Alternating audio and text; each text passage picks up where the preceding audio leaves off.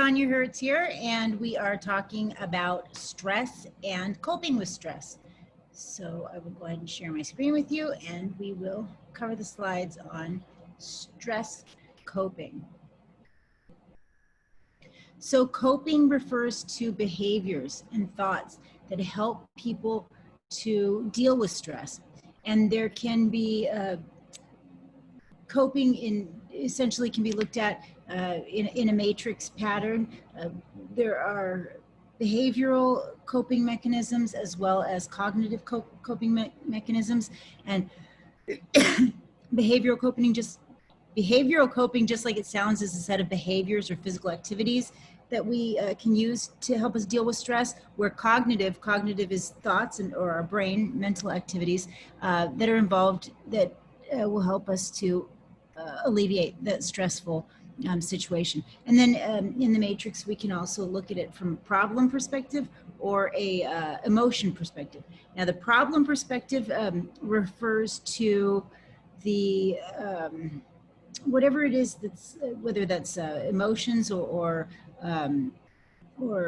behaviors or thoughts, but it has to do with the cause of the stress, right? What exactly is causing the stress, right? And dealing with that stressful situation itself, versus the emotion-focused coping, where we're looking at the effects of the stress. So ways of dealing with our own emotional reactions to the stress, right? Rather than the stress itself. So problem, emotion, and then behavioral versus cognitive. And so this table here shows that matrix of that behavioral and cognitive, and then the problem and emotion.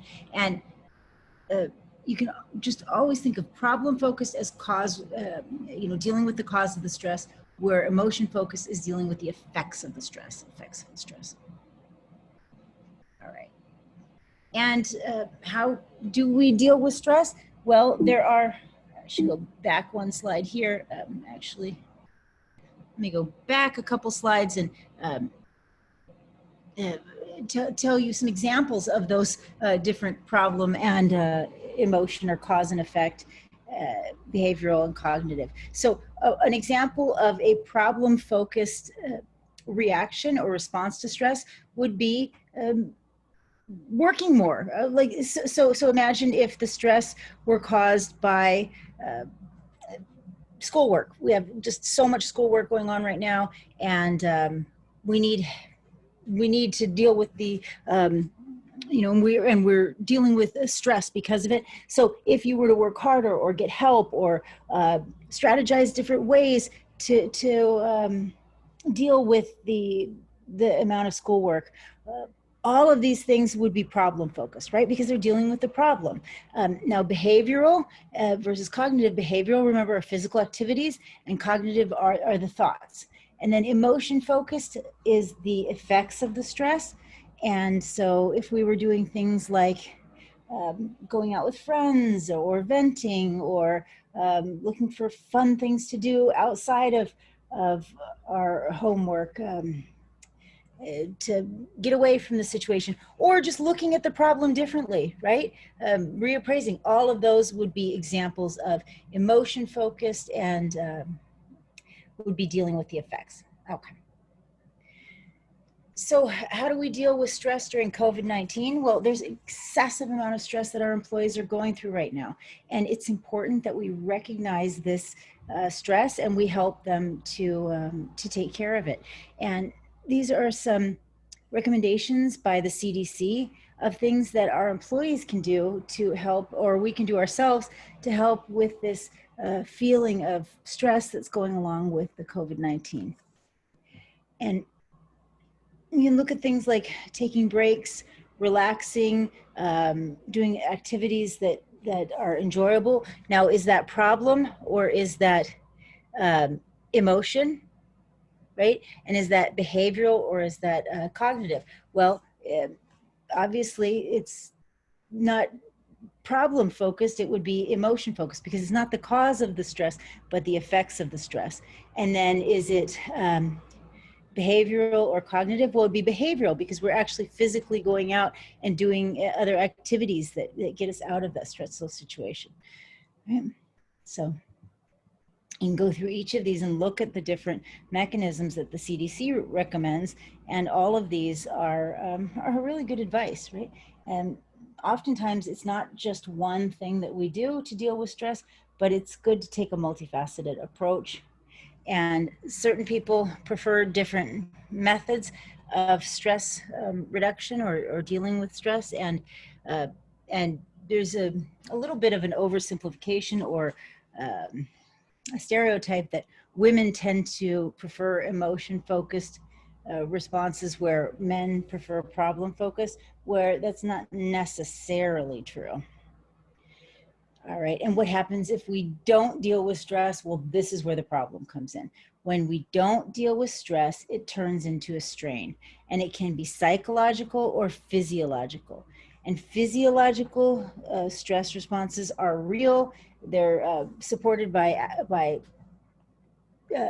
countless, innumerable academic studies that show that stress has or can have an impact on the physical body, on our well-being, including our immune system, cardiovascular system.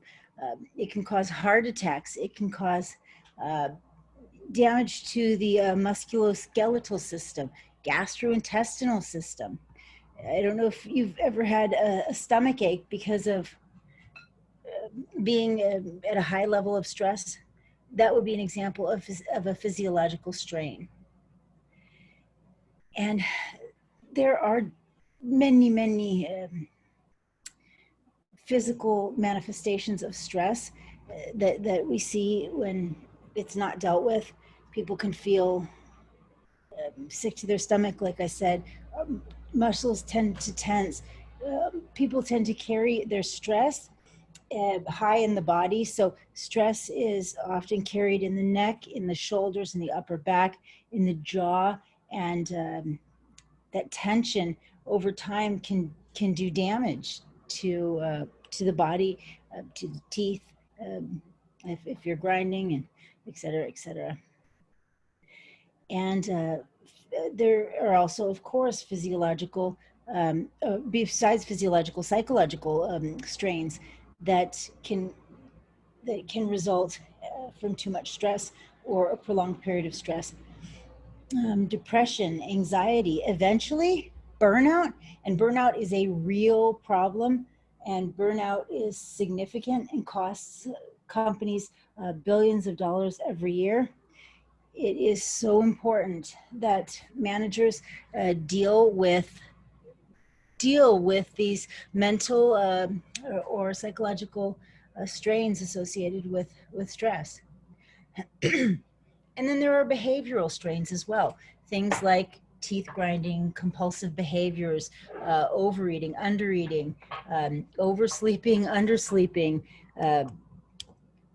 excessive use of alcohol, self-medication, either prescription or non-prescription. And these types of behaviors in the long term can cause their own physiological and psychological issues and cause eventually more stress. So all of these types of strains together can show very clearly why stress is such a significant problem in the United States, and how we as managers and organizations, we need to make sure that our employees are not stressed, and if they are, that they're dealing with it. And part of it has to do with the kind of person that we've hired, right? So we can make sure that we're hiring people who tend to not necessarily become as stressed. But the problem is that overachievers, people who are the kind of people who tend to do very well in business and as task performers, also tend to be the kind of people who are more susceptible to stress. And this particularly is true with the type A behavior pattern. And type A is the person who is very driven, very detail oriented, focused on proving their ability, working hard to do so. and they focus on achievement as a means of manifesting their personality. They strive for, if not perfection, then a very high level of performance. And these type A people, they tend to encounter more stressors because they're hard drivers, because they're competitive people. So of course, if they're the ones out there pushing, they're more likely to encounter those stressors. And they also are more likely to see those demands as being stressful rather than benign everyday work demands. And I have a tendency towards type A myself, and it's something that we need to keep in mind. When you are type A, if a person is type A, they have a much higher probability of dying younger due to coronary artery disease or and other physical ailments associated with strain. So they're more likely to experience burnout. They're more likely to suffer from an extended burnout and a serious burnout than non-type A. So if you are a type A kind of a person, it's important to note and take heed and take extra care to avoid the negative consequences of stress. Now, social support, if it's the right social support, can mitigate mitigate against stress reactions and strains by providing that buffer between those stressors and the strains. And if it's the right social support, so if it is supportive friends and supportive family, they can very, very clearly provide a buffer and help individuals to both deal with the effects and the causes of stress. And depending on whether we're helping the individuals deal with the cause or the effect, we call it two different things.